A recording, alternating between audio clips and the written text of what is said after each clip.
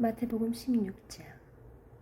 바리새파 사람들과 사두개파 사람들이 예수님께 왔습니다. 이들은 예수님을 떠보려고 하늘에서 오는 증거를 보여달라고 하였습니다. 예수님께서 대답하셨습니다. 저녁 때에 너희는 하늘이 불구스레하니 내일은 맑겠구나라고 말한다. 그리고 아침에는 너희는 하늘이 불구스레하고 어둑어둑하니 오늘은 날씨가 굽겠구나라고 말한다. 하늘의 모습은 구별할 줄 알면서 어찌 시대의 증거는 구별하지 못하느냐. 악하고 음란한 세대가 증거를 요구한다. 그러나 요나와 같은 증거 외에는 아무것도 받지 못할 것이다. 그리고 나서 예수님께서는 그들에게서 떠나셨습니다. 제자들이 호수 건너편으로 왔는데 빵을 가져오는 것을 잊었습니다. 예수님께서 제자들에게 말씀하셨습니다. 바리새파 사람과 사두개파 사람의 누룩을 조심하여라. 제자들은 서로 수군거렸습니다. 빵을 가져오지 않았어.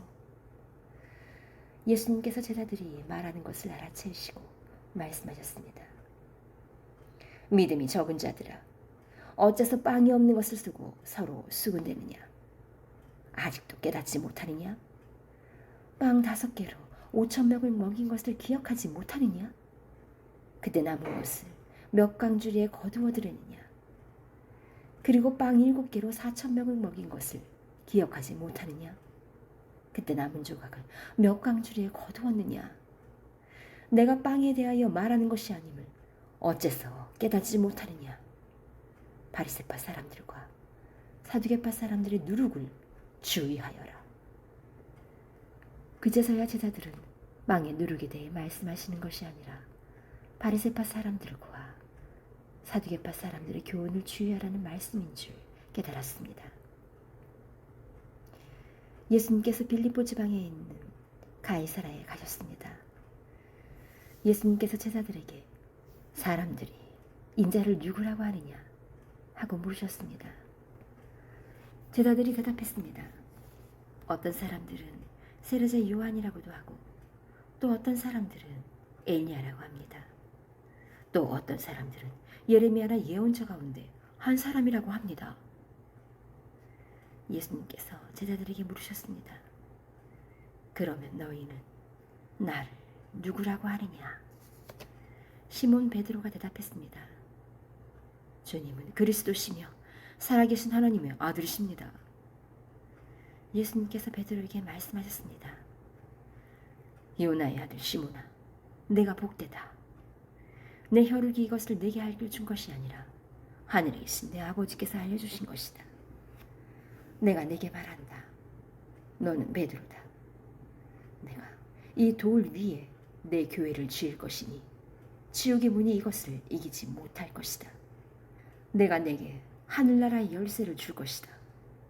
무엇이든지 내가 땅에서 잠그면 하늘에서도 잠겨 있을 것이요 무엇이든지 내가 땅에서 열면 하늘에서도 열려 있을 것이다. 그리고 나서 예수님께서 제자들에게 자신이 그리스도라는 것을 아무에게도 말하지 말라고 엄히 일렀습니다.